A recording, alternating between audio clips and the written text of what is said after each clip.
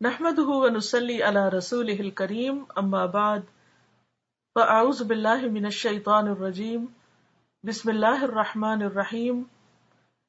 رب اشرح لي صدري ويسر لي امري واحلل عقدة من لساني يفقهوا قولي۔ حسن معاشرت، حسن کا معنی ہوتا ہے خوبصورتی اور معاشرہ کا معنی ہوتا ہے آپس میں ایک دوسرے سے مل جل کر رہنا۔ موطا امام مالک باب ما جاء فی المہاجرۃ میں یہ روایت ہے کہ رسول اللہ صلی اللہ علیہ وسلم نے فرمایا کہ لوگوں تم آپس میں مصافحہ کرو، یعنی ہاتھ ملاؤ، ہینڈ شیک کرو، اس سے کینہ چلا جائے گا، یعنی دل کے اندر جو ایک دوسرے کے خلاف کسی بھی وجہ سے ہرٹ ہونے کی وجہ سے یا کسی دوسرے کی ناپسندیدہ حرکت کی وجہ سے دل میں میل سی آ جاتی ہے، بعض اوقات غصہ ہوتا ہے، تو وہ جب پرانا ہو جاتا ہے اور انسان کو بعض اوقات انتقام پر بھی ابھارتا ہے، بدلہ لینے پر، تو مصافحہ کرنے سے وہ کینہ چلا جائے گا۔ تم آپس میں ہدیہ دو، اس سے تمہارے اندر محبت پیدا ہوگی اور دشمنی جاتی رہے گی۔ تصافحوا یذہب الغل وتہادوا تحابوا وتذہب الشحناء، موطا امام مالک پیج 653۔ کس قدر خوبصورت ہے یہ حدیث اور کتنے مناسب موقع پر آئی ہے۔ مجھے امید ہے کہ آپ نے عید پر اس حدیث پر عمل ضرور کیا ہوگا، کیونکہ یہ ایک ایسا موقع ہوتا ہے، ایک بہانہ ہوتا ہے ان سب لوگوں سے سلام دعا کرنے کا، میل ملاقات کرنے کا جن سے ہم عام دنوں میں بات کرتے ہوئے ڈر رہے ہوتے ہیں کہ پتہ نہیں اگر ہم ان سے ملنے کے لیے گئے تو وہ مائنڈ نہ کریں یا وہ خوش نہیں ہوں گے، یا پھر یہ کہ فون کریں تو شاید سوچیں کہ کیوں فون کیا ہے۔ تو اگر کسی نے ابھی تک بھی کچھ سستی کی ہے اس معاملے میں تو ابھی بھی آپ بہت کچھ کر سکتے ہیں، ابھی بھی وقت ہے، مہلت ہے۔ تو بات یہ ہے کہ یہ لکھتے ہیں کہ انسانی سماج پتھروں کا مجموعہ نہیں ہوتا، پتھروں کا ڈھیر ملا کے ایک جگہ نہیں رکھ دیا جاتا، بلکہ وہ صاحب احساس افراد کا مجموعہ ہوتا ہے، یعنی ایسے لوگوں کا اکٹھ ہوتا ہے جن کے اندر احساسات ہوتے ہیں، جذبات ہوتے ہیں۔ ایسے افراد جب مل جل کر رہیں تو ان کی انسانی ضرورتوں میں سے ایک ضرورت یہ ہے کہ ان کے درمیان آپس میں اچھے تعلقات ہوں، یعنی یہ نہیں کہ لیے دیے رہے، ہر ایک اپنے اپنے کام میں لگا رہے اور بالکل ایک مشین کی طرح کام کرے، نہ دوسرے کی طرف دیکھے، نہ اسمائل کرے، نہ کسی سے ہاتھ ملائے، نہ کسی کے کا حال پوچھے۔ تو یہ سب تو پتھر کرتے ہیں، یعنی پتھر کو آپ جہاں پر رکھ دیں بس وہ وہی رکھا رہے گا، نہ اس کے اندر کوئی حرکت ہوگی، نہ اس کے اندر کوئی خوشی ہوگی، نہ غم ہوگا، نہ دوسرے کی تکلیف کا احساس، نہ سردی کا احساس، نہ گرمی کا احساس۔ لیکن انسان ایسے نہیں ہوتے، انسان ان سے فرق ہوتے ہیں۔ تو انسان کی جیسے اور بہت سی نیڈز ہیں، کھانا پینا، سونا، شادی، اولاد، اسی طرح اہم ضرورتوں میں سے ایک ضرورت یہ ہے کہ جو بھی لوگ کہیں پر، خواہ وہ اپنے گھر کے اندر ہوں، خواہ خاندان اور برادری ہو، یا کسی ادارے کے اندر ہوں، کسی جماعت میں ہوں، ان کے آپس میں تعلقات اچھے ہوں،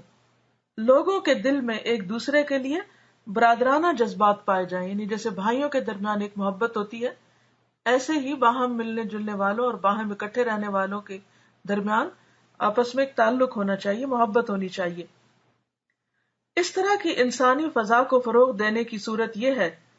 کہ جب بھی دو یا زیادہ آدمی آپس میں ملے تو وہ ایک دوسرے سے سلام اور مصافحہ کریں،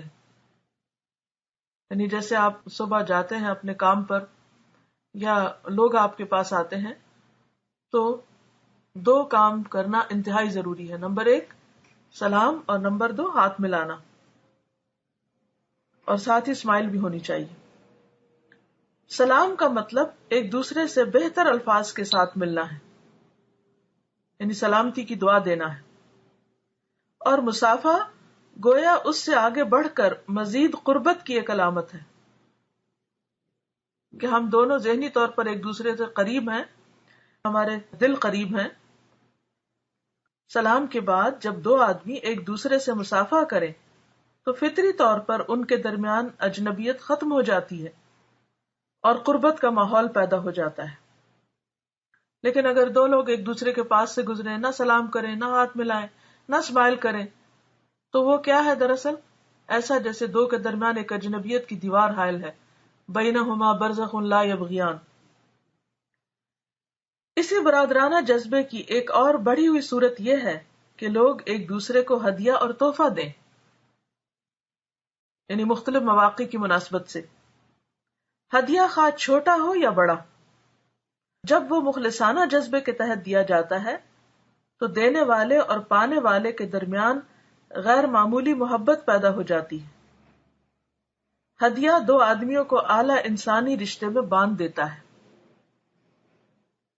اور خصوصاً جب عید وغیرہ ہو یا کسی کی شادی ہو یا کسی کی زندگی میں اور خوشی کا کوئی موقع ہو تو اس وقت اس کا ضرور اہتمام کرنا چاہیے۔ اور اس کا یہ مطلب نہیں کہ صرف انہی مواقع کی حد تک ہی محدود ہو، جب کبھی موقع ہو، جیسا بھی موقع ہو، ایک دوسرے کے لیے چھوٹی چھوٹی چیز کا بھی اہتمام کیا جا سکتا ہے۔ جیسے نبی صلی اللہ علیہ وسلم نے خواتین کو تلقین کی کہ وہ جب کچھ پکائیں تو اپنے پڑوسن کو ضرور یاد رکھیں، یعنی ہمسایوں کا حق ادا کریں، اور اس کے لیے یہ بھی تجویز کیا کہ اپنے شوربے کو پتلا کر لیں، یعنی پانی زیادہ ڈالنے سے وہ کھانے کی مقدار بڑھ جائے گی اور اس میں دوسرے کو دینا آسان ہو جائے گا۔ اور اسی طرح یہ بھی تلقین کی کہ کوئی کسی کو ہدیہ دینے میں خواہ وہ چھوٹا ہی کیوں نہ ہو اور محسوس نہ کرے، خواہ وہ بکری کا ایک کھر ہی کیوں نہ ہو۔ تو بات یہ ہے کہ ضروری نہیں کہ ہدیہ بہت قیمتی ہو اور بہت بڑا ہو اور بہت اہتمام کے ساتھ پیکنگ ہو اس کی۔ اصل چیز ہے محبت کا اظہار، اپنی توفیق اور استطاعت کے مطابق اچھی سے اچھی چیز جو آپ کو اپنے لیے پسند ہو وہ آپ دوسرے کے لیے لے سکتے ہیں اور اس کو دے سکتے ہیں۔ اس پر ایک کیسٹ ہے دعوتیں اور تحفے، چونکہ ہمارے معاشرے کا ایک بہت اہم حصہ ہے، تو میں نے اس پر ایک تفصیلی لیکچر دیا تھا جس میں وہ احادیث اور آیات وغیرہ اکٹھی کی تھی، جس سے ہمیں ان موقعوں پر اسلامی اعتبار سے کیا کرنا چاہیے اس کے لیے رہنمائی ملتی ہے۔ کیونکہ ہم ہمیشہ ایک ڈائلیما میں رہتے ہیں، یہ کریں یا نہ کریں، اس کے کرنے کا کوئی فائدہ ہے یا نہیں۔ بعض لوگ دین میں آنے کے بعد ہر طرح کے تعلقات سے ہاتھ اٹھا لیتے ہیں، اور بعض لوگ کرتے ہیں تو ایک گلٹ کے ساتھ۔ تو ہمیں یہ جاننا ضروری ہے کہ ہم کس حد تک ان چیزوں کا اہتمام کر سکتے ہیں اور کس طریقے پر یہ کرنا چاہیے۔ پھر یہ لکھتے ہیں کہ اسلام میں یہ مطلوب ہے کہ سماج کے یعنی سوسائٹی کے اندر منفی رجحانات دبیں، یعنی یہ نیگیٹیوٹی ختم تو نہیں کی جا سکتی لیکن اس کو سپریس کیا جا سکتا ہے، دبایا جا سکتا ہے، کنٹرول کیا جا سکتا ہے، اور مثبت رجحانات فروغ پائیں، یعنی پھلے پھولیں، شکایت اور نفرت کی فضا ختم ہو اور لوگ محبت اور حسن تعلق کی فضا میں جینے لگیں۔ سماج میں اس قسم کا ماحول پیدا کرنے کے لیے سلام اور مصافحہ اور ہدیہ اور تحفہ جیسی چیزیں نہایت اہم کردار ادا کرتی ہیں۔ اس میں اسمائل اور مسکرانے کو بھی شامل کر لیجئے،